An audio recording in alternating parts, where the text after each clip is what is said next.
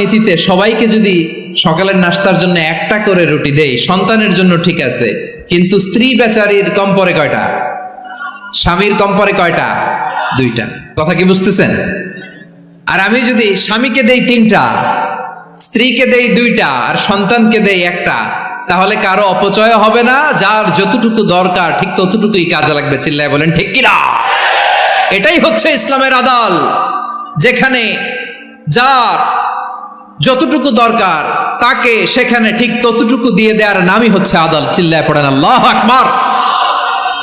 রব্বুল আলামিন বলেন, ইউসিকুমুল্লাহু ফি আওলাদিকুম লিযযাকারি মিসলু হাযযিল উনসায়াইন। আল্লাহ তোমাদেরকে ওসিয়ত করেন, তোমাদেরকে আদেশ দেন, উত্তরাধিকার সম্পদ যখন বন্টন হবে, ছেলেরা যতটুকু পাবে, মেয়ে পাবে তার অর্ধেক। সুবহানাল্লাহ বলেন।